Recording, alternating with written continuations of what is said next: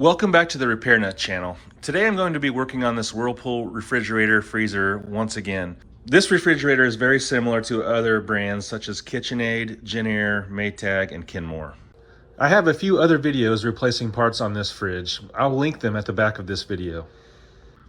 A couple of weeks ago I heard a strange noise coming from inside of the refrigerator. It sounded like a fan motor going out. It was kind of a humming noise and a speeding up and slowing down of a fan.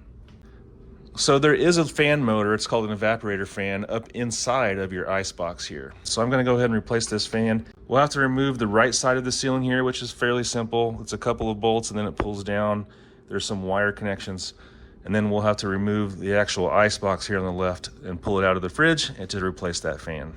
The only tools you'll need is a little 1/4 inch socket to remove the ceiling panels in the icebox. You'll need a flat screwdriver to remove a plastic panel. And you'll need an open-end wrench.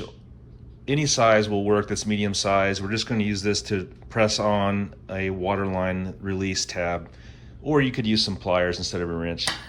And you'll need a new replacement fan here. This is the one I got. I'll put a link to the one that I purchased at the end of this video. All right, the first step is to go ahead and remove your water filter. So we're going to put a towel down because it might drip some water. Just press on the door to open it and just turn it counterclockwise to remove it. I should add it would be a good idea to clear off your top shelf and go ahead and remove your top shelves just to give yourself some more room. Just in front of where your water filter goes, there's 2 bolt holes. They're 1/4 inch bolts. Go ahead and remove those 2 bolts. Those were the only 2 bolts that hold on this ceiling panel. Now we're going to grab the ceiling panel and pull it down off a couple of posts. It will make a kind of popping noise. Don't be alarmed, it's just how it mounts on. There is a little wire connection in there to where your lights connect, so just be careful with that little wire. So just grab it right in front of your filter and pull down on this one. And then that part of it's loose. There's another little mount somewhere in this area on the left side, so we need to pull that down as well to get that off. Like that. And then you just pull it forward and the whole thing drops down, and now you'll see the little connection for your light wire. So just press on the tab for your wire and it comes right apart. Now you can pull your panel out. Now you can see the inside of your ceiling panel area. This little weird shaped thing is your water reservoir where the water goes to get cold before it comes into your glass. The water valves that I showed replacing in the other video are right in this area. So your icebox is right here. We're going to have to remove it. There is one water line going into it, so we need to remove this water line connection right here. So to remove this water line connection, we need to remove this black plastic line retainer right here. So just take yourself a screwdriver and put it right in the middle and just sort of pry it down.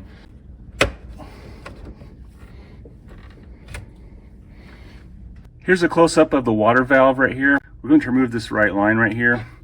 There's these little circular clips. This one's sort of yellowish color, and we just need to get something to go around it to press in or back towards the back of the refrigerator. That will release that water line. So you can use an open-end wrench like this, or you can take a pair of pliers, anything that you can go kind of around that. So I'm just going to press on that little release and then just pull on the water line. Comes right out. Okay, now over here on the icebox side, we have 3 or 4 different little wire connections, wire harnesses. We're going to need to disconnect these wire harnesses. They're all color-coded, so you can't really mess up. You can't really reconnect them in the wrong place, so don't worry about that. Just go ahead and get these disconnected.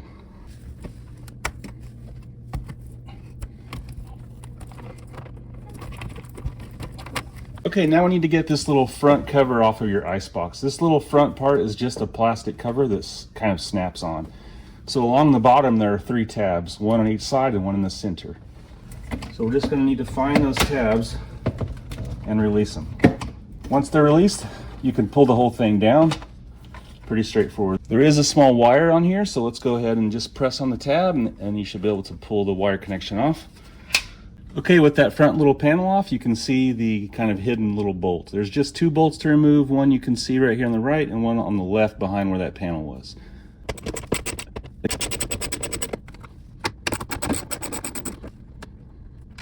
Now the entire icebox is ready to come out. Now that you have those 2 bolts out, the water line off, and the wire connections undone. So just grab the whole thing and slide it forward towards the front of the refrigerator and it should come right out.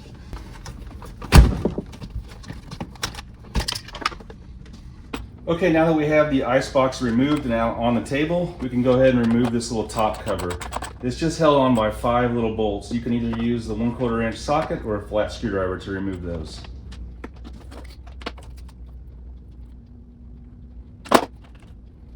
With those bolts removed, you can grab the top and just pull on it and it will be able to be removed.